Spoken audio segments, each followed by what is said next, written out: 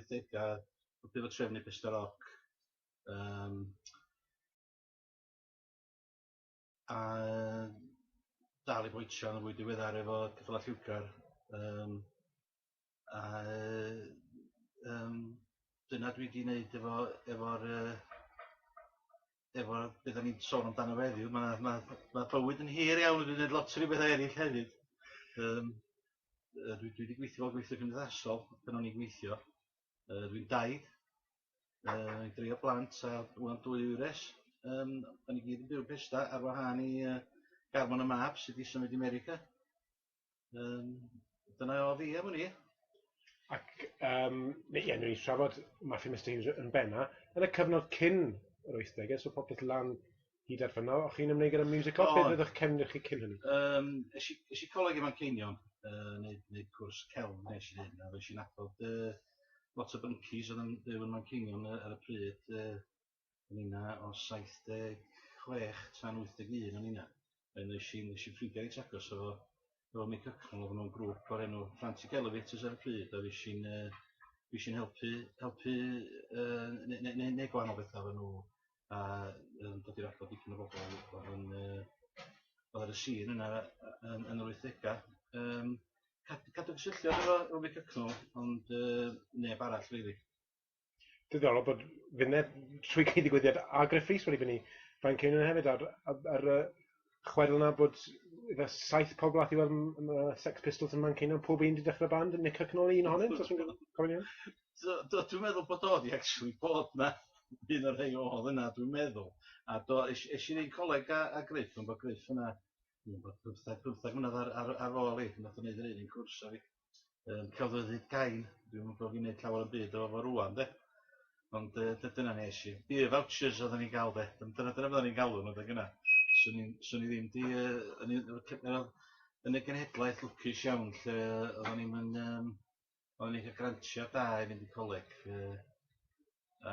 Gref o fyno ni, basically. Dyna fel oedd hi'n yn y dyddiau yna. Beth o wahanol iawn rwan, dwi'n meddwl disgwyl i fyfyrwyr weithio fan, does? Yn wir. Dwi'n mynd bwysig, ond dwi'n mynd siŵr a wna'n sbeth o'n dweud er y pwy. Cynllun camel. Gen i gadw fe. Ie, myfyrwyr ar byd wedi newid lot fawr erbyn hyn. Ond ie, ewch ni nôl yn gyntaf i'r cyfnod hwnnw pan o'ch chi wedi dod ar draws maffia am y tro cyntaf, neu'r boes yn y grŵp. Sut olwg oedd nhw i ddechrau? Ifanc. Oedden nhw'n chydig bach fengach na fi. Pan eisiau nôl i ddiwyd Pista, ar ôl gadael Manceinion, o'n i ryw 23-24. A wedyn oedd yr ogia, oedd Gwyn rhyw 16. Sean oedd yn hynna, neu Daines, oedd nhw'n mynd 19, gweud yn 20, so ifanc, oedden nhw'n edrych o.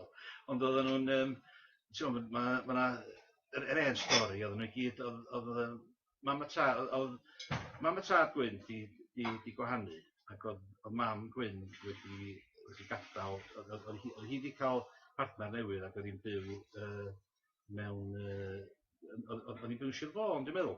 So, oedd hi'n mynd a dŵad, ond basically oedd yr ogia jyst i cael y tŷ nhw eu hunan, ti'n mo? Oedden nhw'n 17, 19, o matha bobl yn cresio allan yna. Ond ryw foi oedd y cops ar ôl o Werddon yn byw yna, yn deud i enw fo, oedd o yna, o'na ffrind iddyn nhw, well mi beidio deud i enw fo, fydd o'na ffrind iddyn nhw a'i fam yn byw yn y tŷ. Y ci, Shani, a oedd o jyst yn proverbial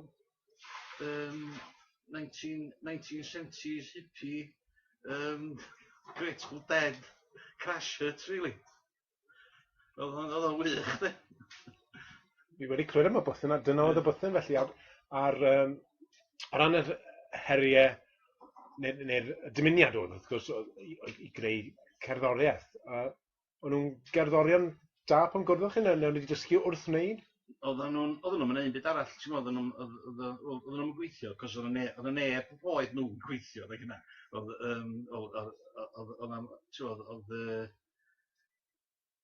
Oedd dirwasgiad 80au Margaret Thatcher newydd ddechrau, oedd hi'n wael iawn o ran gwaith, oedd y system buddsoddiadau dal yn gymharu sy'n mae wwan yn andros o hael. So basically oedd yr ogiau jyst yn byw ar y dôl ac yn neu music, oedd jyst practisio drwy'r amser, llwyth o gigs, ma' 'na ar gefn Dwi'n help am sbwylio fan hyn. Be' nôl wan? Ie.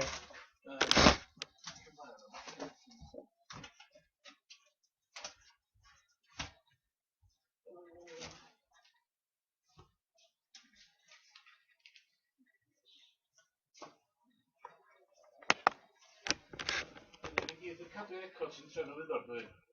Ie, dwi yn. Ambell waith yn rhoi 12 inches gyda'r gweddill, ambell waith yn rhoi yma. Di hwn ddim yn ffyr. Wel. Dydy hwnna ddim yn